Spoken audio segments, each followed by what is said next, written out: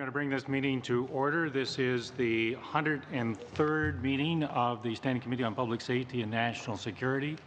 We have as our guest this morning Daniel Jean, National Security and Intelligence Advisor. Prior to calling on Mr. Jean, I'm going to ask all of the cameras to remove themselves. But second, there has been some conversation among the members of the committee that we will observe a moment's silence in light of the tragedy in Humboldt. So if you'd just rise with me and we'll just be silent for a moment.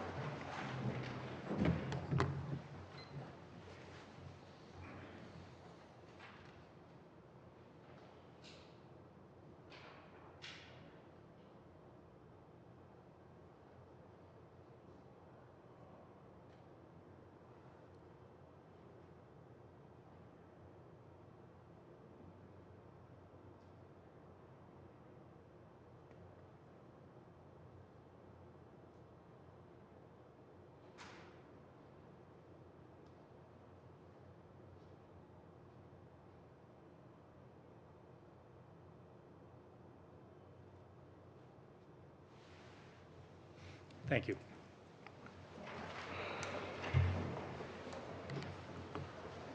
As I say, our guest this morning is Daniel Jean, National Security and Intelligence Advisor to the Prime Minister. Mr. Jean, you certainly seem to be able to attract a crowd, but you're welcome to the committee regardless. I understand you have an opening statement, and thereafter you know the order of questions. So with that, I'll call on you to with your opening statement. Merci, Monsieur le Président. Distingués membres du comité.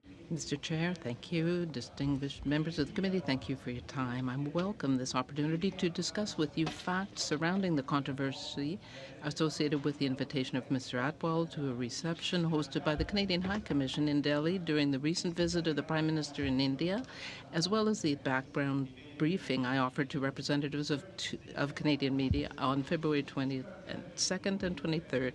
I want to stress that the information I'm providing today, like the information I shared with the media during the background briefings, is unclassified.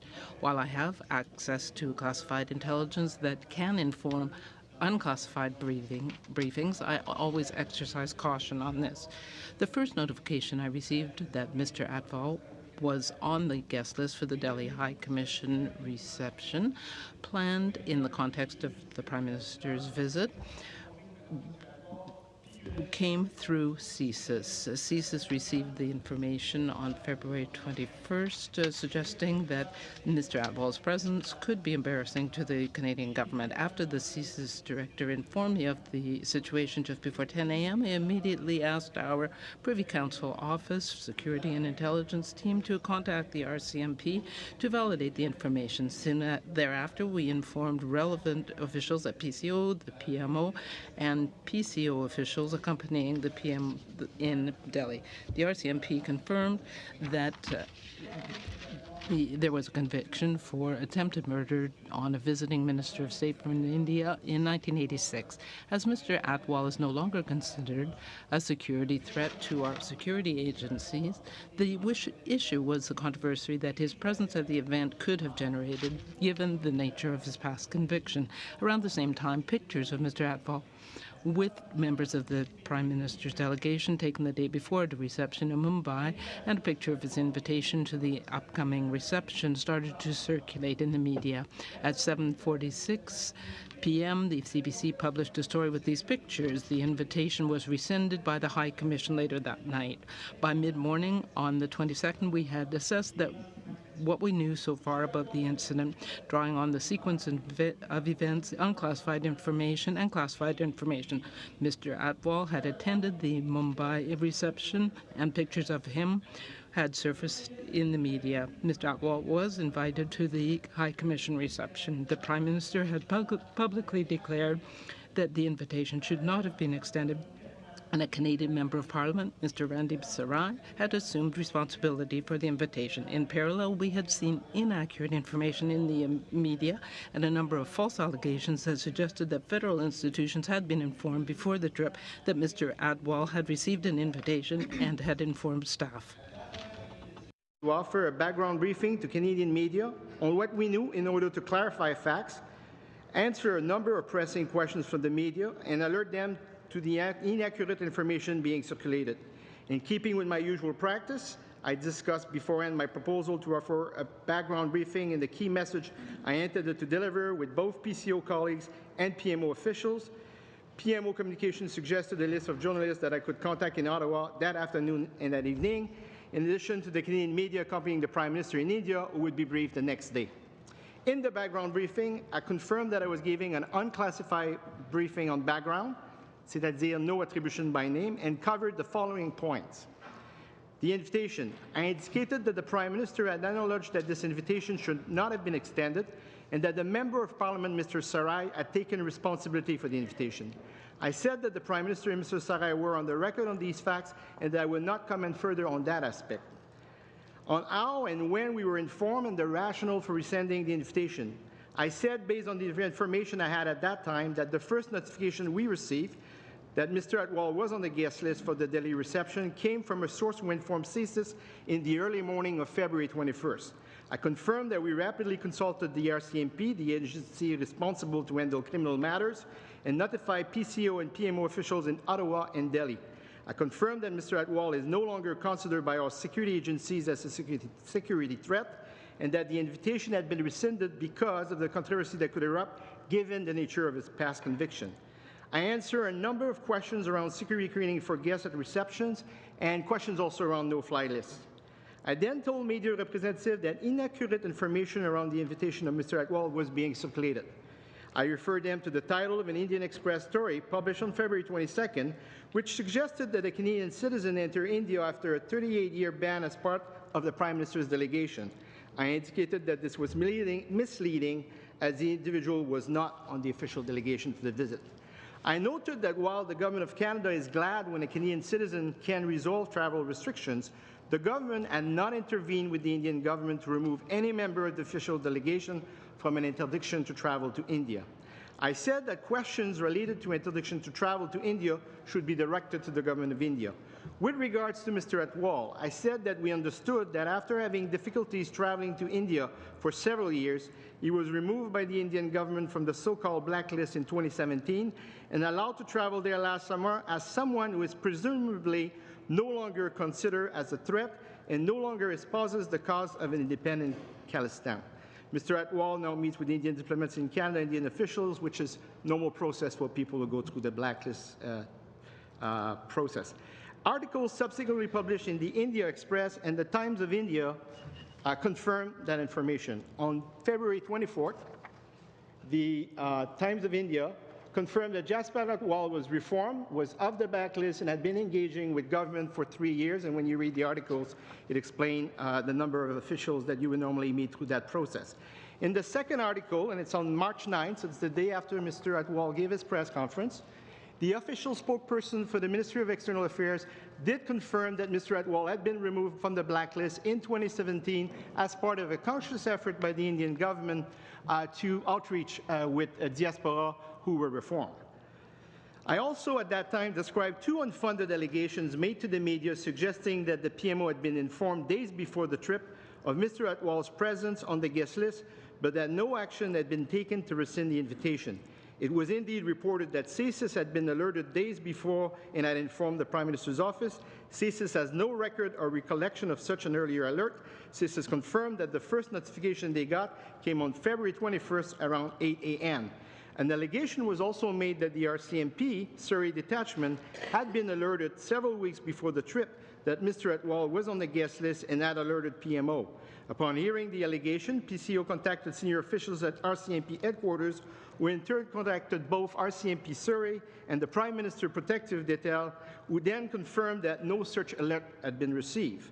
With regards to attribution, as reported by journalists who received the briefing, including Tonda McCharles and Alex Bellingham in the Toronto Star and John Avison in the National Post, what I said is that we had concerns that this seems to be coordinated misinformation by actors, possibly to exacerbate the faux pas, the fact that an invitation that should have been made had been made, in order to reinforce the notion that Canada is complacent on the risk of extremism, a perception that has been brought at times by Indian intelligence services and one that we do not share.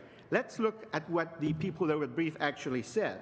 In the Toronto Star, when the Star had asked those same questions last week of a senior Canadian official who spoke on condition of anonymity, the answer was, I want to be very clear. I'm not saying that the government of India set us up. However, the official did suggest that there are people in India who would benefit from fueling the controversy over whether the Trudeau government is complicit on terrorism, an allegation the Liberal government flatly denies. In the National Post, John Evison, I received a briefing from a senior security source last week. He did not acknowledge that the Indian government engineered Atwal's invitation to the events in Mumbai and New Delhi. In fact, he said Sarai was the source of the invitation, and either ignores Atwal's conviction because he was 30 years old, or was unaware of his nefarious past.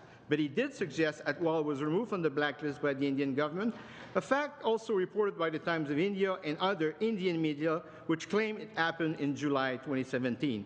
He also alluded to the Canadian press who, upon return of Mr. Atwal, had consulted his passport and confirmed that he had traveled, they had stamps in India in January and August 2017. After I had completed the background briefings, by phone with the Canadian media in Delhi in the morning of February 23rd, PCO-PMO Communications brought to my attention a story published that morning which suggested that a Surrey Punjabi media outlet had sent an anonymous tip to the Canadian High Commission that Mr. Atwal was going to attend the Mumbai reception, and if the tip had immediately been acted upon, the whole controversy could have been avoided. We immediately queried the High Commission. We confirmed that the tip was actually received after Mumbai, before Delhi. It would not have made any difference. In regards to the relationship with India, I want to stress that we take the relationship with India very seriously. Beyond sustained efforts to broaden the foreign policy relationship and grow bilateral trade, we also strive to be good security partners. Canada was not spared from violent extremism actions. We remain vigilant to any potential threat and work closely with our Indian partners within the Canadian legislative framework, including the Charter. Over the last year, our security and intelligence agencies have worked constructively to enhance cooperation with the Indian counterparts. Prior to the Prime Minister's visit to India, senior officials from the RCMP and CSIS traveled to Delhi, and I met with my NSA counterpart the week before, and he told me how pleased he was with the cooperation of the RCMP and CSIS. With regard to the invitation to Mr. Atwal, I wish to stress that throughout the incident, on the 21st and the 22nd, I made several attempts to connect with my Indian counterpart by phone, and I emailed him to thank him for the good exchanges we had the week before, as well as to express our regrets over the controversy resulting from the invitation and explain that it had been rescinded. In conclusion, I've now had a chance to share with you all relevant unclassified information that I'm privy to with regard to this issue. As you can see, the background briefing that I offered included both a faithful description of the sequence of events and answer a number of pressing questions for the media. I felt it was important to alert the Canadian media to the misinformation being circulated, notably the unfounded allegations that public institutions, first CSIS, secondly the RCMP, third our diplomatic mission in Delhi, had been informed ahead of the Mumbai reception that Mr. Atwal was on the guest list and that these institutions had relayed the information to PMO in time to prevent the controversy. The paper trail will show that all these allegations are false. Finally, I want to thank officials in the international security and intelligence community who, as you can see from the sequence of events, did not spare any effort during an intense 48 hours. Merci. Thank you, Mr. Jean, and sorry to have run you through that gamut of 10 minutes, but we do try to keep to the time limits here. Madame Damoff, 7 minutes, please. Thank you, Mr. Chair, and thank you, Monsieur Jean, for being with us today, and also for sending a letter to the Chair asking to appear before our committee. As our Chair indicated, you have attracted quite a crowd here today. You went through a lot of information very quickly for us, and I wonder if you can just elaborate a little bit about why you thought it was important to do the briefing that you did. I know you spoke a lot of facts as you went through, but why did you feel it was important to have that briefing with the media to counter the misinformation that was out there? So there were three main objectives in the briefing. The first, as when you are in a crisis, trying to describe to the media the facts and the sequence of events as best as we knew at that time. The second was to answer a lot of their questions, and when you look at all the articles that these journalists wrote after, I answered a lot of questions on security screening, vetting of lists, no-flight lists. The third objective, and it was an important one, is we could see that you had inaccurate information, but you also had coordinated, like what really looked like coordinated efforts to try to create a narrative that was actually using in an appropriate way three respected public institutions, CSIS, the RCMP, and our diplomatic mission in Delhi. At the time of the background briefing, we knew about CSIS and RCMP. The third one came later. And suggesting that they had been alerted that Mr. Atwal was on the guest list. They had said to the Prime Minister's office that this was the case, and that somehow the invitation was not rescinded. So from a public policy standpoint, from a Canadian interest standpoint, it's absolutely correct that the media and Canadians should ask tough questions to the government and the Member of Parliament as to how this invitation was extended. It was a faux pas. It should not have happened. And I answered a lot of these questions that night, as you can see it from the reports from the people who received the background movie. But in the same way, I think that if you have actors who are trying to fabricate a narrative that is totally untrue and are using three of our most respected public institutions to do that, I think that there has to be someone who is neutral who can come in and alert the media on that. That's why I did it. So you've mentioned coordinated efforts and that there were actors out there that were doing this. So you obviously felt that these weren't random tips being given to the media, that it was a coordinated effort on behalf of certain actors to get this misinformation out there. Is that right? So when you look at the sequence of events, we were first alerted, both in Ottawa, and then we found out that in Ottawa, we discovered about the tip that the Vancouver Sun reported to on the 23rd. We had not seen that paper before, because when we called them to look about it, well, they were aware and they thought we were talking about the same thing. But in essence, we wanted to, when you look at, we were tipped. Within a matter of hours, pictures of the Mr. Atwal with the entourage of the Prime Minister and a picture of his invitation were in the media. You had inaccurate information that was being routed at the same time. And then you had coordinated efforts, like what we certainly looked for us in the community as coordinated efforts, because it was the same narrative that three different tips that were sent to the media. The tip about CSIS was first sent to the CBC. It was going to be part of the Terry Miliski story. We were able to repeal that one. Unfortunately, the Vancouver Sun, we didn't get a chance to get back on time to them. The one about the RCMP happened really late, the night of the 21st.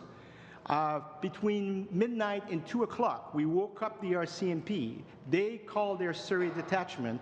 They called their PMPD, the protective detail, and they confirmed that information was false. And I can tell you that the minute you're going to see the paper trail on the actual anonymous tip, the Vancouver Sun 23rd story that was sent to the LI Commission, you will see right away that it happened after the Mumbai reception and before the Delhi reception. Yet the Vancouver Sun was told by the anonymous tipster that it was before Mumbai and it could have prevented the faux pas. You also mentioned as late as February 23rd that the Surrey newspaper was printing, or Surrey media outlet was printing a story, and again that happened. So that this was continuing, that coordinated effort, was it afterwards, or do you think it was from? So the other, when I said about inaccurate information, there was that story about that other Canadian that came out around the same time, suggested that after 38 years of being banned, so being on the Indian blacklist, he had been able to come to India because he was on the Prime Minister's delegation. I can tell you that the paper will show that this gentleman was not on the Prime Minister's delegation. In the same way, when the media in India are talking about Mr. Atwal, and I think initially our media as well, he's being presented as what he was 30 years ago, right? But at the same time, when you understand India, when you understand that I have a huge experience in immigration and foreign service, I serve abroad. India is one of our main source countries. I understand the old blacklist Indian interdiction process. So the minute we saw that Mr. Atwal was in India, we said, well, if he's in India, this means that somehow they have pruned his name off of the blacklist. And, you know, we started to have some information suggesting that indeed he had traveled in India in August 2017. You've got information in the open source that shows that. And he actually had received a political declaration in India in August 2017. So that I had to assume that somehow the Indian government had removed him. As you probably know, their initial reaction, they weren't sure. They checked it out.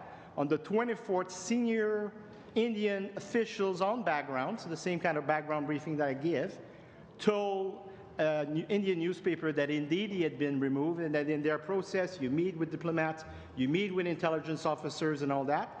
And on the 9th of March, they confirmed that on the record. So that was the Indian government who spoke to the media to say he'd been removed from the blacklist. Is that what you just said? Indeed. On the 24th of February, the first story was 23rd February. There was very little. On the 24th February, there is an extensive story that actually explains really well the process of being removed from the blacklist, why they do it. It's part of the Indian government trying to outreach to diaspora that they feel that at some time were maybe a challenge from their perspective, but have reformed. Thank you. And on the 9th of March, they confirmed that on the record. Thank you, Ms. Damoff. Mr. Palouse, 7 minutes, please. Merci, Monsieur le Président. Thank you, Mr. Chairman. Mr. Jean, I first want to thank you for being here and for your service to the public service of Canada. I know that you're going to be retiring soon, and I know that these unfortunate events will leave somewhat of a bitter taste at the end of your career. I want to thank you for your presentation this morning and your clarifications, but I do have questions.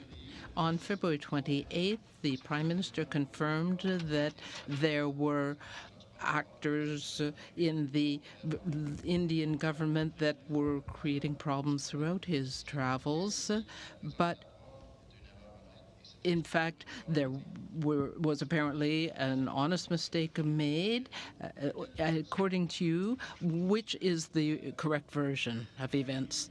What I saw from the Prime Minister's answers to questions in the House, and I haven't been able to look at all of them, but I saw that the Prime Minister acknowledged that the invitation should not have been made.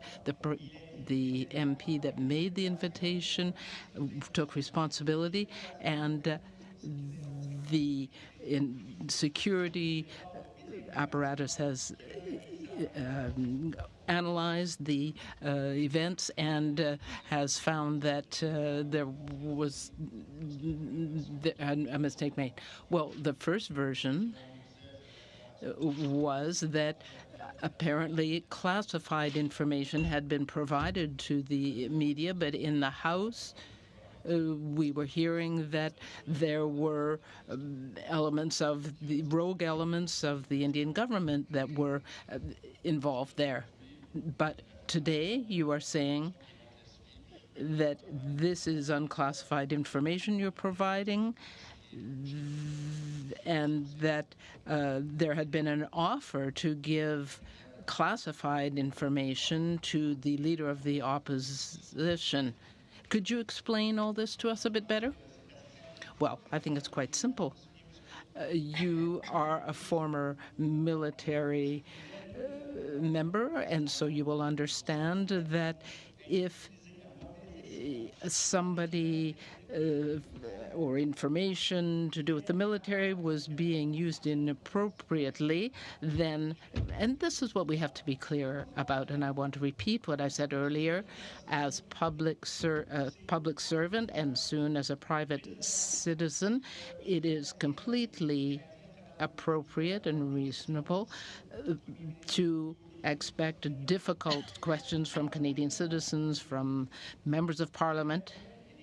Canadians and the media can pose difficult questions to the public servants that are working on their behalf. But by using CSIS, the RCMP, and the High Commission, well, it's all of this fiasco. If it could have been prevented, we would have. We were trying to clarify that there were false allegations. We wanted to be able to inform Canadians of that. Who coordinated this? For the background briefings, where I was not attributed, I indicated clearly that there were rogue elements. I didn't say whether they were public or private in the Toronto Star, in the National Post, and elsewhere. In the first version, we saw that this was reflected.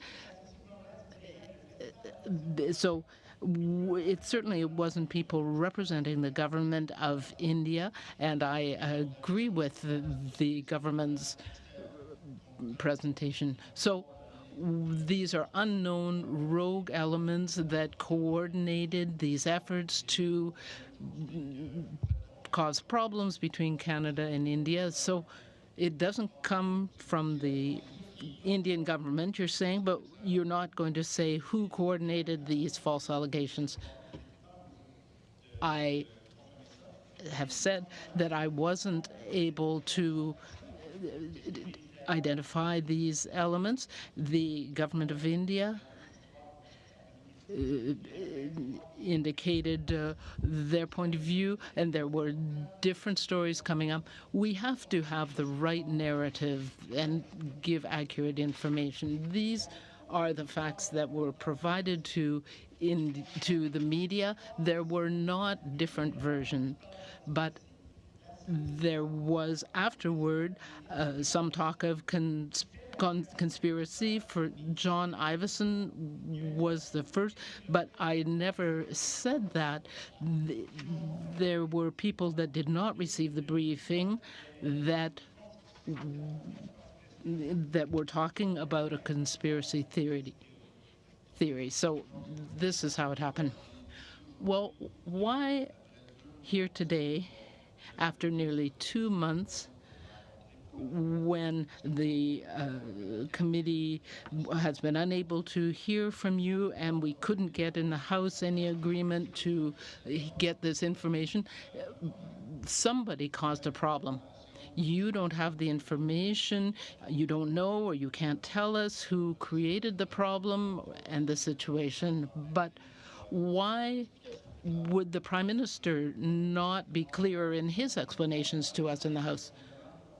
When I was asked to appear, I understand that on March 1st, there was a motion that was not agreed to, and often I work without being able to have access to devices, and so when I came out of my meeting, I read in the media that this had been raised and refused.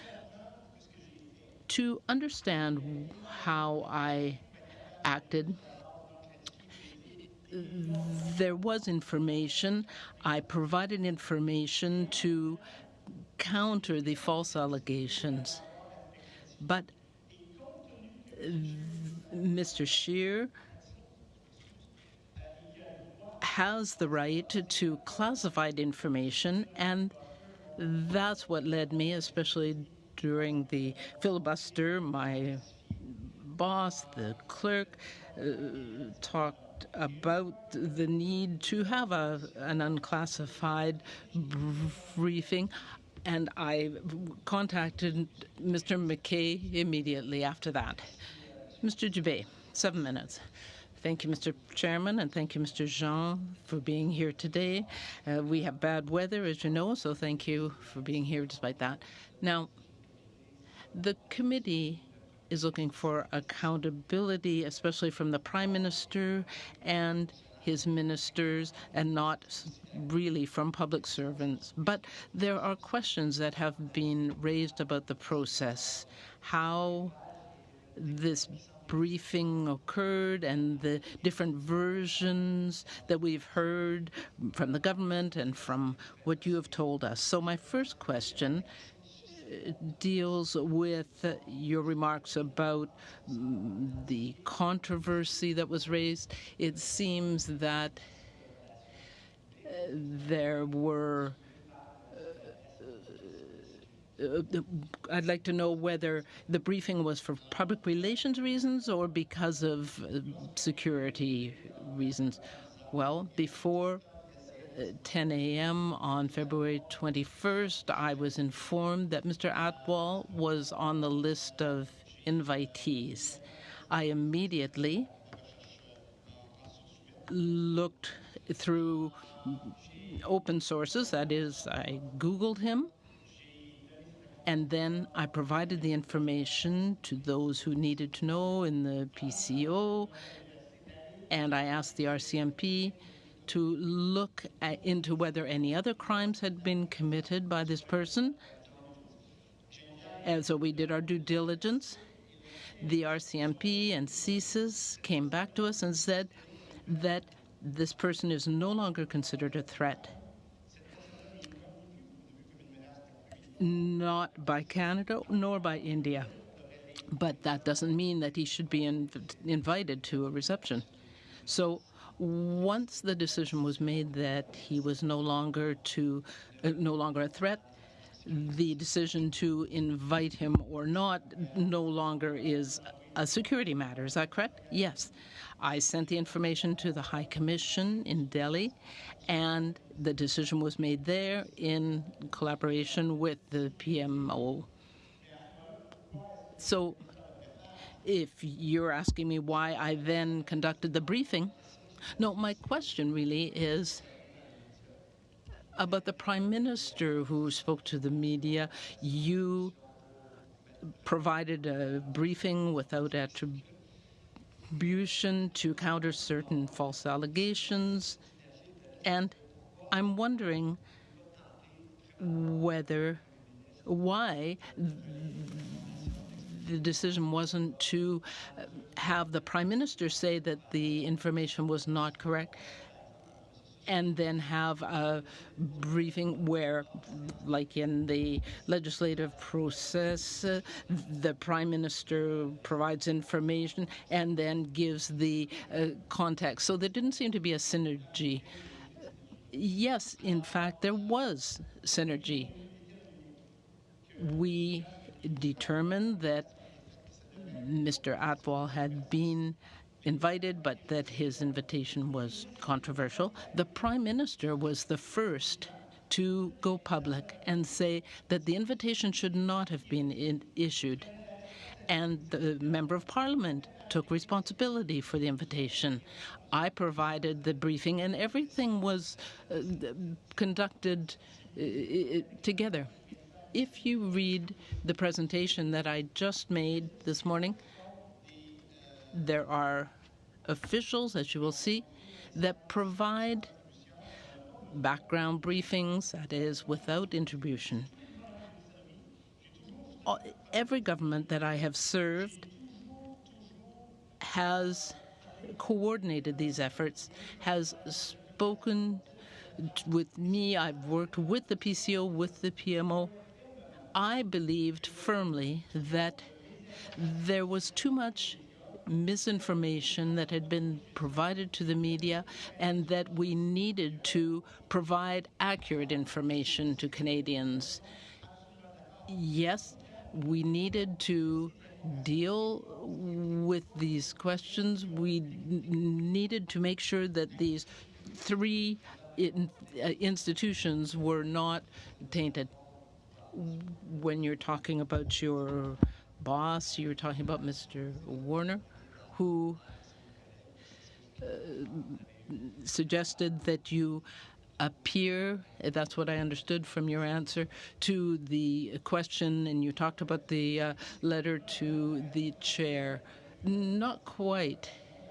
There's a rather long process involved. The reason that he felt I should not appear is that he felt that the opposition should have the whole picture through a classified briefing. I have classified information and unclassified information that I can provide. The government felt that it was important. During the filibuster, the clerk said that as soon as this back and forth is over, and he didn't put it quite that way, that I would provide a briefing. Well, you seem to be involved in something political there. You're saying that as soon as this was done. Well, This was a discussion between myself and the clerk of the Privy Council. We were watching what was happening, this kind of ping-pong game in the House, and we were saying that we need to, once this is ended, provide a public briefing. Once the leader of the opposition has accepted the idea of classified briefing, then we could go ahead. So from a public relations and accountability point of view, why not make this easier and come forward from the outset? Obviously, you didn't make that decision. Your time is up. Work that answer into another question. Mr. Biddle, welcome to the committee. 7 minutes, please. Thank you so much, Mr. Chair. Monsieur Jean, thank you so much for being here today. I was wondering if you could expand on the answer with what you said in regards to doing not-for-attribution briefings under the previous government. Under the previous government? Under the previous government, is that something that... I don't think I said that, but if you, I certainly can talk about background briefing without attribution. Sure. So I think what you meant is I said in my career, Okay, sorry. I've always... Point of order, Mr. Chair. I think the honourable member should clarify that Mr. Jean in the previous government was not the National Security Advisor. So is the member suggesting he gave background briefings as National Security Advisor in the last government, or are you suggesting he did that in another role? I didn't suggest anything or any role, and it's a debate. And clearly, the witness, we can look up on his Wikipedia page as to what he was, his roles in the previous government. I didn't suggest that, but Monsieur Jean, Okay, if you'd be willing to expand on that. let's confine ourselves to his role in this government. And just to be clear, what I've actually said is that it is my personal practice to, when I offer, whether it's, live briefings or background briefings, to always consult with the political side. I've always done that. Not all officials do that. And we should also, because you see a lot of confusion in media, there's a difference between a background briefing that is authorized, where you're bringing facts and information, versus where sometimes you see where officials are talking but are actually releasing information that they should not be releasing, like cabinet confidence. You mentioned in your testimony that there is more information behind this, that there is classified information, and you also mentioned that, that there is a classified briefing that has been offered to the leader of the official opposition. To the best of your knowledge, has he accepted or scheduled that briefing? My understanding is that he has accepted, and it has not yet been scheduled. And as you probably know, what's happened since that time as well is the National Security Committee on Parliamentarians has announced that they will do a review of the events that will look at all these issues. At what and we point, welcome it. Sorry, just for the timeline's sake, what point was Mr. Scheer offered that briefing, as far as you know? Okay, so, and I'm going here from memory, right? So the first offer, and this is where there was a confusion, was the email to his chief of staff, and I think this was during the filibuster. Then, when there was confusion on whether or not this had been received or not, the following week, there was an exchange of correspondence between the clerk of the Privy Council and the leader of the opposition. And the fact that Mr. Scheer is a member of the Privy Council, he has access to classified information that we as members of the committee are not entitled to. In your experience in this or other roles, have you come across another member of the Privy Council that has refused to accept the full story or receive a full classified briefing when given the opportunity to do so? I'm not going to comment on that because I wouldn't have the references, so I'm not going to speculate. Okay. I can tell you that in the context of the Afghan detainees, there were a number of members of the opposition, as you remember, who were given the proper classification to be able to review a lot of documents. That is the precedent that we have in recent years. Okay. And you've worked, and I will confine it, but you've worked as a senior civil servant under different prime ministers. And it's from my point of view, it's been unnerving to see the opposition question your motives behind the briefing. Have you witnessed anything like that in your career, either yourself or others, to question the motivation of a civil servant? I would prefer not to comment on that because I don't think that would be appropriate for a public servant. What I would say, however, is the reason I think that for the last several weeks, and we have to remember that in the last 6 weeks, there's been 4 weeks of breaks, right? Like this hasn't been, I think, 13 sitting days in the last month and a half. But I think part of the reason why we've been having this issue is I give the background briefing. All the stories are there. The word diversion doesn't appear once. The word conspiracy appears once. John Everson, when he's saying, but that's not what he said. And there's a narrative after the India trip that developed that somehow I was either being used as a human shield or somehow I had crossed my public service values to go and do this. I think I've been very clear this morning that as a public servant, it is absolutely right for Canadians and media to ask tough questions to the Prime Minister, tough questions to the MP who is the source of the invitation, tough questions to all of us, and also staff in the PMO who were involved in the whole reception preparation. In the same way, I think Canadians have the right to know when there are people who are trying to create a false narrative using 3 respected public institutions. With respect to fabricating a false narrative, do you believe that's continuing? I saw a story in the, I believe it was in the Huffington Post, with respect to a meeting cancelled with I believe the External Affairs Minister of India, and such a meeting was never in discussion. There was no movement towards that. It was an article then retweeted by the Leader of the Opposition. Is that fabrication of narrative continuing? I could not comment on that. The only thing that I know is we were not aware of such meeting. They've agreed there would be a kind of like regular foreign policy ministerial meetings. We were not aware that there was such a meeting scheduled, such an invitation had been made, and the Indian High Commissioner has confirmed that this is the case. Okay, I believe my time is winding down. Thank you. Thank you, Mr. Biddle. And just before I turn it over to Mr. O'Toole, you talked about a filibuster. Can you describe what you mean by filibuster?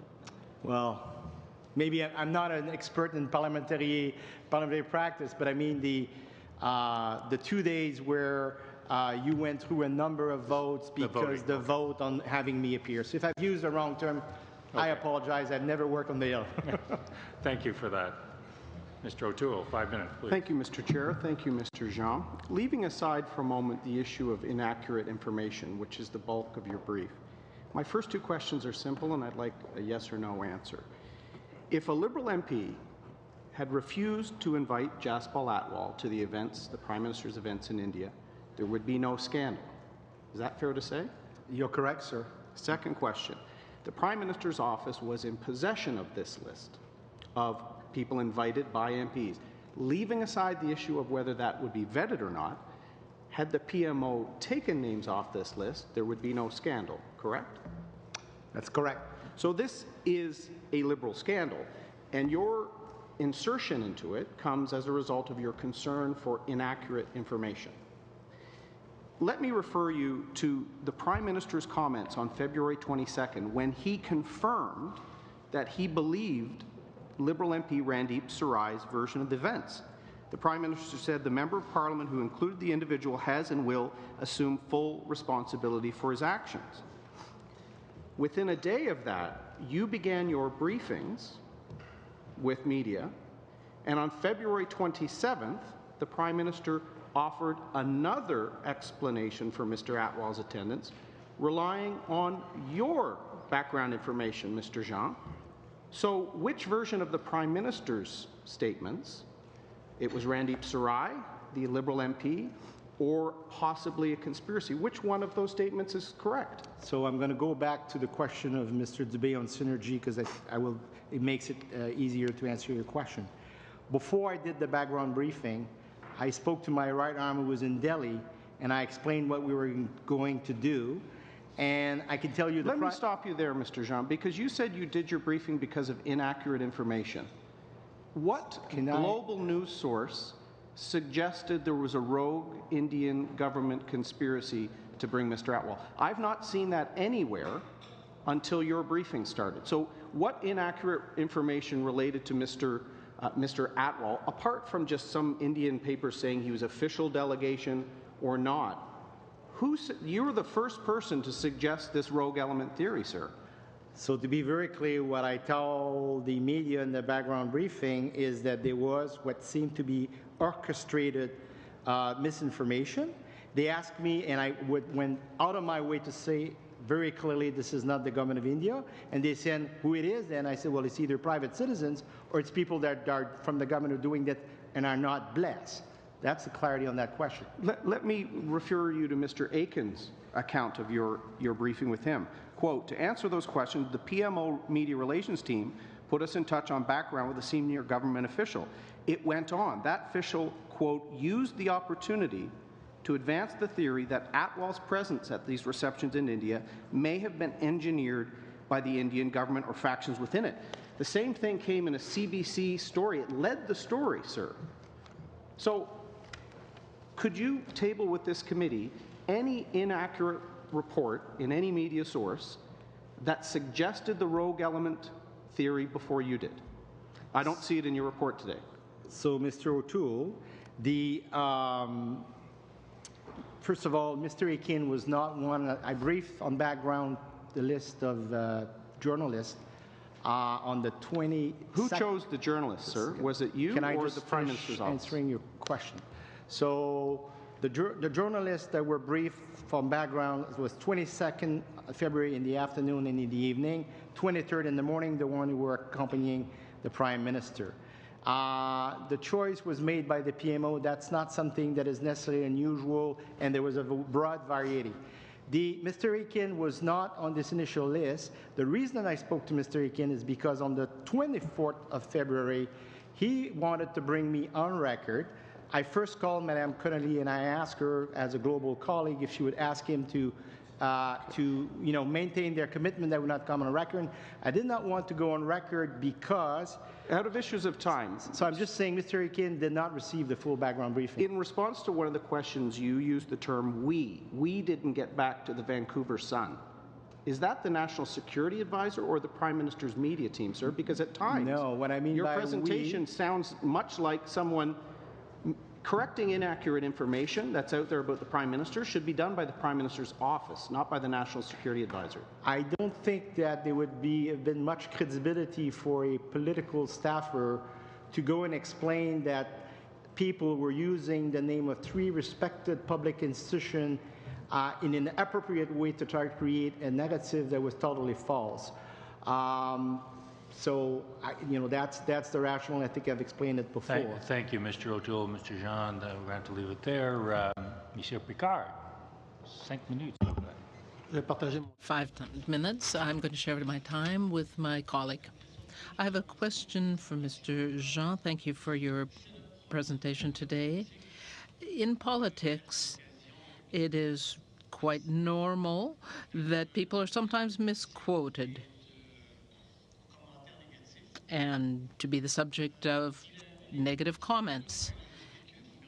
I'm speculating, but I'm thinking that there are chances that there are some people in delegations that might have backgrounds that are not ideal. We are certainly subject to criticism. What made you decide, besides your loyalty to the public institutions, in order to clarify and correct the information that was out there? Well, when there is a crisis, as you can understand, I have been in all the positions that have to do with crisis management. I've been the advisor for national security, and I have had to continually manage crises. What you need to do is to repeatedly correct false information. You need to counter false narratives. Over the past 2 years, we've had information warfare. And people take facts, they turn things around, provide false information to muddy the waters. So we analyze intelligence like others do around the world to see how we can prevent and fight this. We, as I said to Mr. Aiken, when we have information ahead of time, it's very easy to provide accurate information, but it's clear that when decisions are made during a crisis, most of the time, the person who makes the decision is subject to sharp questioning, and it usually turns out that the decision was the right one. As you know, I had other roles years ago, and this was the case there then too. About 1 minute, Mr. Picard, or for your colleague. Years of public service and for being here today.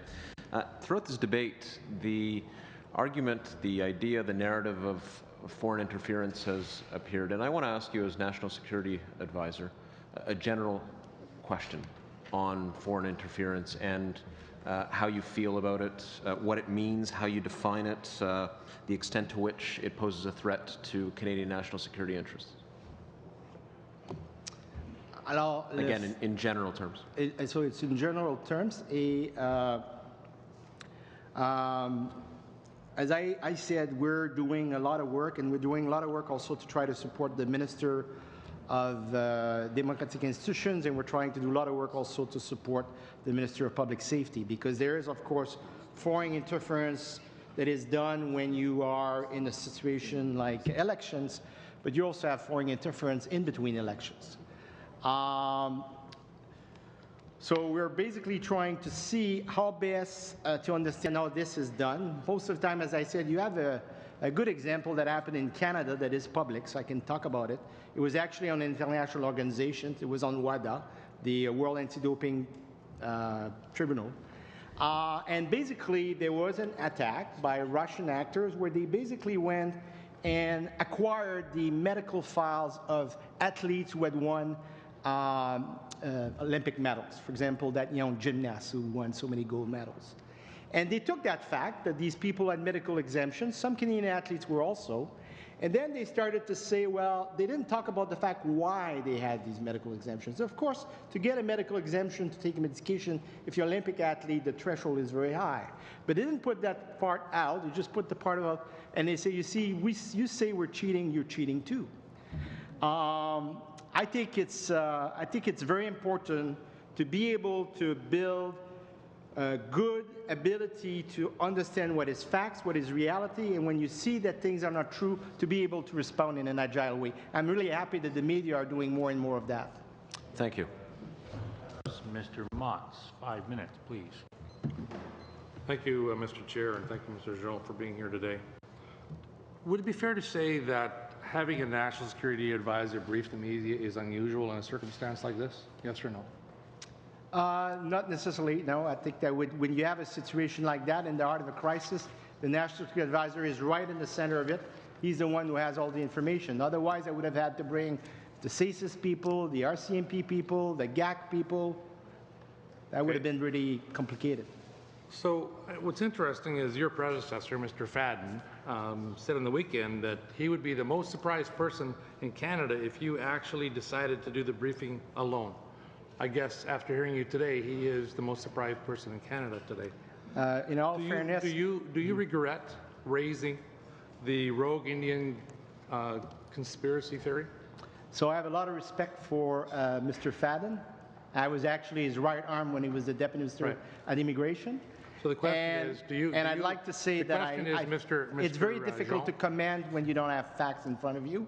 Now there will be some facts. Okay, so do you again ask the question, do you regret raising the conspiracy theory of rogue Indian elements? So I never raised a conspiracy theory, as I said before.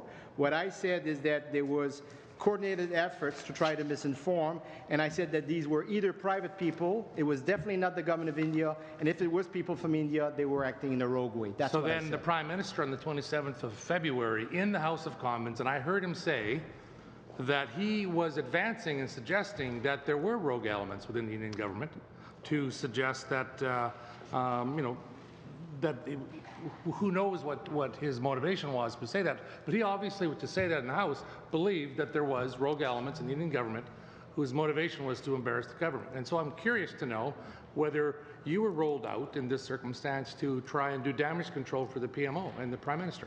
Sir, at the stage where I am in my career, I don't think I would be trying to do something like that. Secondly, if you ask me if doing the easy thing would have been to stay away from it, and of course Canadian would have had a lot more misinformation implicating public institutions that are respected. I chose to do the right thing, sir, and throughout my career, I've always done the right thing. And I believe you, and based on your record, I would certainly applaud your and stellar career. Now, sometime between the 22nd and the 27th, this theory of the conspiracy has come forward. And so did you brief the PMO or the PM himself on this? Is a possibility that there's rogue elements within the Indian government? True. First of all, we're not going to discuss classified information here, but what I can say is that throughout the incident, the Prime Minister was being briefed both on unclassified and classified information. So when then, in this whole series of events, did you advance that there's some fake news out there, as you called it, some false information, some misinformation, and that you wanted to counter that false information? When did you advance that you were going to step forward and set the record straight? So you understand, of course, sir, that the Prime Minister was in India and I was in Ottawa, right? Yes.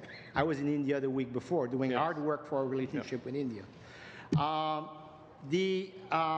evening, when I proposed to make the background briefing for the three reasons that I've said, I did speak, as I always do, with officials in the PCO. I spoke to people in the PMO, and I call an official, is my most senior official accompanying the Prime Minister. I explained, and he had already received both the classified and the unclassified. I explained that what was going to do in terms of the background briefing, so the Prime Minister would have been briefed. Okay. And so your wish to appear before the committee today, what was your thoughts when that was being stymied by the government? It's not for me to judge, sir. As a public servant, as an official, I'm not engaged into parliamentary processes, tactics. So there was their valid reason, and I can certainly appreciate it. And that's why I think it's going to be fantastic that we have a National Committee of Parliamentarians. Because what they wanted is they wanted the leader of the position to be able to see what we had on the classified, and then being able to see what we provided to the media. Thank you, Mr. Motz. Final 5 minutes, Ms. Demoff. Thank you, Chair. It's a good segue into my next question, actually, Mr. Jean. You mentioned that Mr. Scheer had a right to classified briefings, and you mentioned our National Security and Intelligence Committee of Parliamentarians, which this committee actually studied the legislation to form that. And that committee has access to confidential briefings, and it sounds like there's a lot more in order to put the whole situation in context, that really a classified briefing would give you all of the information. We appreciate you giving us the unclassified part of it here today. But I understand that you made the offer to Mr. Scheer almost a month ago. You said it was around March 22nd. And so far, he hasn't found time in his schedule. I know he initially refused the briefing, but he has not had time to have that briefing yet. Just late last week, he was sharing fabricated stories on his Twitter feed about meetings that, as it turns out, the story wasn't even true. Both the Indian government and the minister involved on the Indian side have both said, no, there was never a meeting that was canceled. So I'm just wondering, Are you still willing to give the Leader of the Opposition that classified briefing, which obviously would put things into context for him, and perhaps he wouldn't be sharing fabricated stories in social media? Just want to caution all members about talking about fabricated stories by a colleague. So we'll just go with stories. And in fairness to the Leader of the Opposition, I would say that he took the position that he wanted the unclassified before. And in fairness to the Leader of the Opposition, I would also say that you're back today from a 2 weeks break. And as the chair knows, I made the offer to do the briefing. You were about to, when you called me after receiving the letter saying, does it need to be done now? I said, no, I think a member of parliament deserves their break. But in fairness, this is how it was done. Now the offer is there. He wanted the unclassified to take place. The offer is still there. That will be with other officials of the community, the community of security and intelligence, who have the same assessment that I have on the fact that there were, what we perceive, coordinated efforts to misinform Canadians. How much time? 2.5 minutes. Mr. Dubé talked about accountability and given the information that you've given to us, it seems to me the security agencies, CSIS and the RCMP, the other agencies, actually did their job really well, as they so often do. I think, you know, would you say that's a fair statement? I have the privilege, honorable member, to coordinate an incredible group of people, from the security intelligence to the international to the defense. I have these people around my table every Wednesday. And the work that they did over that 48 hours, when you look at the sequence of events, to be able to confirm the information, relay it in Delhi, to be able to debunk all the false information that was going through. We woke up the RCMP at midnight on the 21st because some people were trying to fabricate a story that is not true. And I would agree with you. I think all of us, regardless of party, have a great deal of respect for those agencies and the work that they do. And I want to thank you for coordinating that. There seems to be a lot of terminology that's used that isn't quite right. We keep hearing rogue Indian conspiracy theory. I just want to reiterate, you've never called it that. You've called it coordinated efforts. Is that not right? So what I've said is there were people who were trying to make a faux pas, like something that should not have happened. And our questions should be asked, tough questions should be asked, but they were trying to make that faux pas a lot bigger by fabricating false stories. And my intervention was to debunk that. Okay. And on conspiracy, as I said, the word conspiracy in all the stories by the media that I brief does not appear except for the John Iverson story, who says, why are they saying this? He never said that. Right, but we heard that word again today.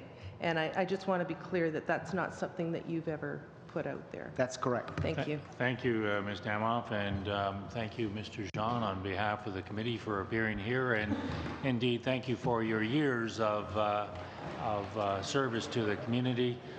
With that, the meeting is adjourned.